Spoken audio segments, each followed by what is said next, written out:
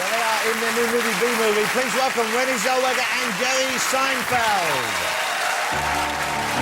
Sugar, oh, honey, honey, you are my candy girl. You got me wanting you, honey, honey. I'm in love with Jerry. I'm in love with Jerry Seinfeld. Look at this. Look at this proper Hollywood A-listers. I'm being offered something. What are you doing? I just... Where do you like? How do you like it? I liked it the way it was a second ago. waiting. Look at this. All right, Oh, here we go. now Okay. it's an office comedy. I'm enjoying this already. How are you both? It's great to have you on the show. This is Nice to be here. fantastic. I'm a huge fan of both of you. Thank you, That's thank you. reciprocal. We kind of like your show. God Yeah, bless we're you. really enjoying the offbeat nature of the. Well, that sounded like setup. a backhanded compliment, if you don't mind me saying. No, it's good. You've freshened up the format. Well, That's now, true. in how so? In which way do you think we have freshened the format, Jerry? Well, Seinfeld? you're seeing people in two different ways, yeah. and And we get to be uncomfortable back there and out here. Okay, well, it's only just beginning. Let's turn the screws a little bit. Hey, now listen, you two have been travelling around Europe together, promoting B-Movie. yes, sir. Where have you been to? What parts of Europe, and what have you enjoyed about this trip? Jerry?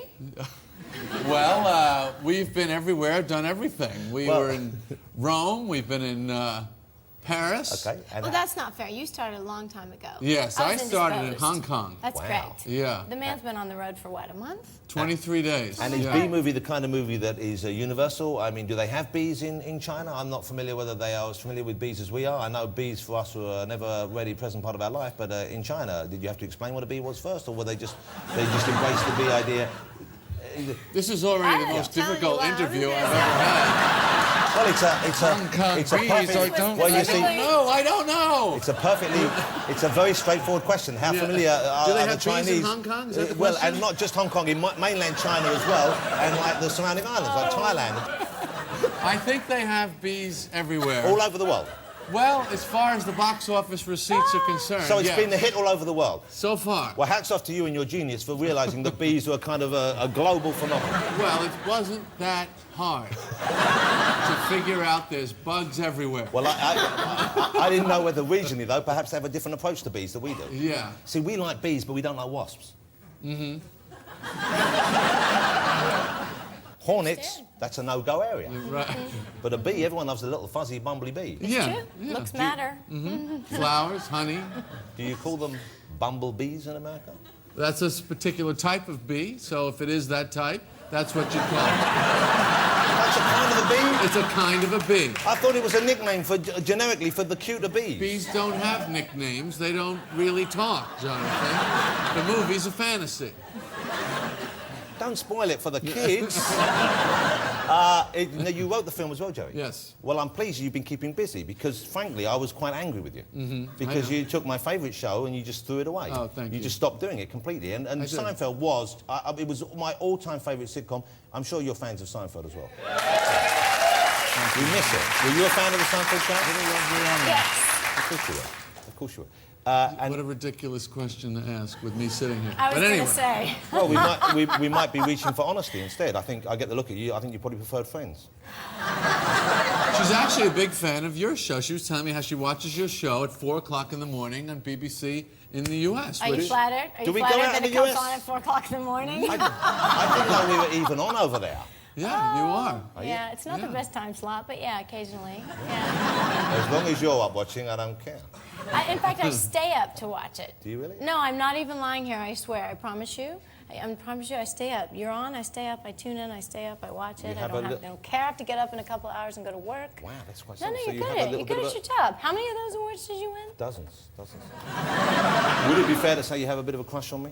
I don't want to put words in your mouth, I but was would trying that to be be fair to say? subtle, but now that you mention it. It's out there.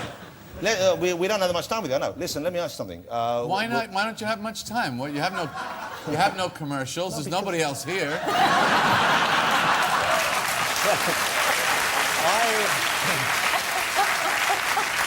We're not going anywhere. I thought you had to go back to America. I thought you were booked on a flight to America. No, we're doing absolutely nothing. Okay.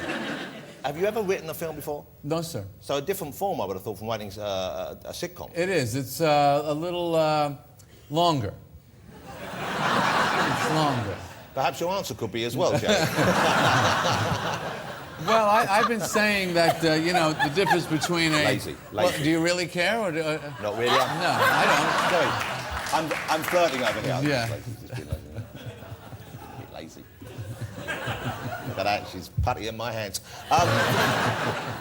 No, I do care. I do care, Seinfeld, and I care passionately about that kind of thing. Well, nobody else does. If the thing is with a movie, movies are very different, especially comedy, because they tend to run out of gas. Yeah, because normally half an hour or so. Yeah, it's, half an hour is actually easier. So this was a little bit more of a challenge, but, you know, that's our job, and it's all fine. Do you not miss doing the show Seinfeld, though? Do you not miss it at all? I miss, you know how life is. You remember the good parts, you forget the painful parts, but we did 9 years, we did 180 episodes, so I think we had the best of it. And Larry David. Larry David, a genius. Yes. A genius, but I imagine quite a tricky man sometimes to be around and to be close with. Would I be right or not? No, not for me, because we had the very similar comedic mindset. Yeah, because his show now, Curb Your Enthusiasm, is quite similar to Seinfeld in some ways. And you can see his input into your show, in his show as well. Do you ever help him out? I know you appeared in Curb Your Enthusiasm, but do you throw ideas around still? Do you write together? No, I don't. I've been busy with this, and he does his thing, and no, we haven't worked together on it. In which ways are you similar? I get the feeling you're quite we have a word over here, I don't know if you have it in America, a fuss bucket. Yes. Yeah. Slightly Yes, OCD, slightly you want it neat and tidy and... Well, we were both very obsessive, yes, about the work and getting as much as we could and trying to make the story really work. And we had very similar work habits, so that was our great advantage. And what about in your personal life as well? Are you similar in that respect? Because I get the feeling you're a very neat person. Pretty neat, yeah. Do you like your jeans, your denim jeans, to be ironed? No. No. You go au naturel there.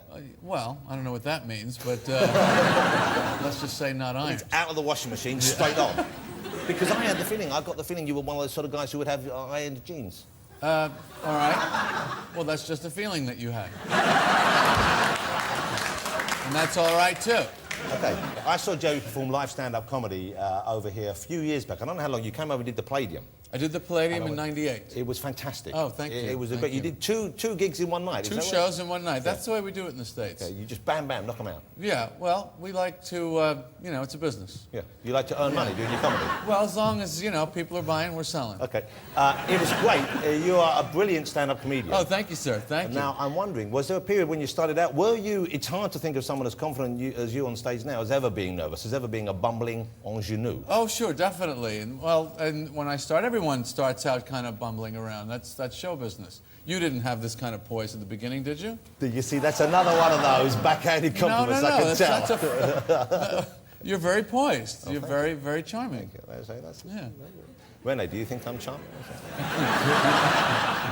Because Again. his compliment means nothing but yours. No, but when did you decide you wanted to do this? Because I get the feeling you're a very focused person. I am, yes. I like what I do. And I decided when I was very young that of all the jobs that I had seen, this seems like the most fun one. I see guys come out on TV and just tell jokes, and I would ask my parents, so what is that? And they would go, well, that's his job. And, well, that seems better than the plumber. You know, so I think I'm going to try for that. But I didn't really know or think that I was funny. And I thought, well, I'll just try it and see what happens. So what was the first kind of constructive piece of comedy you can remember performing? Remember working up and thinking, I'll send this out to the world and see if I get a laugh? Actually, my first thought was I'm left-handed, as many comedians are. And I had this bit about left things always seem to be associated with negative things. 2 left feet, left-handed compliment. You go to a party, there's nobody there. Where'd everybody go? They left. That was my very first joke. But it's still getting a laugh now. Yeah. When did you write that? I wrote that in '75. Wow. And how old were you then? I was 21. That's not bad. Yeah, it wasn't bad. Okay. And you're still getting mileage out of it now. And when did you go professional? Did you just leap in with both feet and say, okay, this is it for me now? Or was there a period of just No, I had graduated college, and that night, which is kind of similar to the movie, actually, and that night I just went right to the clubs. And I never thought about working or doing anything real. Hey, when did you decide that acting was for you? When did you say that was what you wanted to do? That's the same question. It's not, because yours had the word comedy in it. Oh, okay. Renee has the word acting in it. Please pay attention. Where those awards came from, right there. Yes, exactly. Yeah. I don't know that I've really actually decided just yet. This is still just a happy accident. But you're a tremendous actress. Oh, that's a nice. Hey, I